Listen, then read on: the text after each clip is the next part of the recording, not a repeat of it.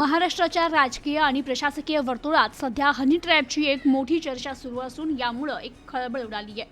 नाशिक दौऱ्यावर असलेल्या एका बड्या नेत्यानं अनौपचारिक गप्पांदरम्यान एक धक्कादायक गौप्यस्फोट केलाय। राज्यातील तब्बल 72 वरिष्ठ अधिकारी आणि काही आजी-माजी मंत्री हनी ट्रॅपमध्ये अडकल्याची शक्यता वर्तवली जातीये। हे प्रकरण केवळ हनी ट्रॅपचे आहेत की अधिकाऱ्यांच्या रासलीला आहे याबाबत अद्याप स्पष्टता नाहीये। त्यामुळे नाशिकच्या राजकीय वर्तुळात मोठी उत्सुकता निर्माण झाली आहे। तर या प्रकरणात नाशिकमधील एका बड्या अधिकाऱ्याचाही समावेश असल्याची चर्चा असून नाशिकमधील एका पंचतारांकित हॉटेलमध्ये हा प्रकार घडल्याचं बोललं जात आहे। याबाबत नाशिकच्या मुंबई नाका पोलीस ठाण्यात एका महिलेनं तक्रार दाखल केल्याची माहिती मिळते आहे। तर संबंधित अधिकारी आणि नेत्यांचे आक्षेपार्ह व्हिडिओ असल्याने कोणीही उघडपणे समोर येण्यास तयार नाहीये। त्यामुळे हे संपूर्ण प्रकरण सध्या गुलदस्त्यात आहे।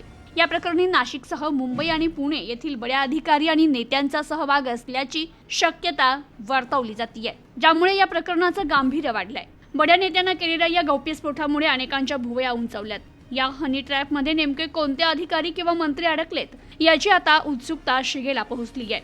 तर हे प्रकरण केवळ वैयक्तिक संबंधापुरतं मर्यादित आहे की यामागे काही मोठं षडयंत्र आहे याचाही शोध घेण्याचा प्रयत्न सुरू आहे। तर याबाबतचा संबंधित व्हिडिओ बाहेर आल्यास अनेक बड्या व्यक्ती अडचणीत येण्याची शक्यता आहे। त्यामुळे हे प्रकरण दाबण्याचा प्रयत्न होण्याची ही चर्चा सुरू आहे। Bureau report, news today 24।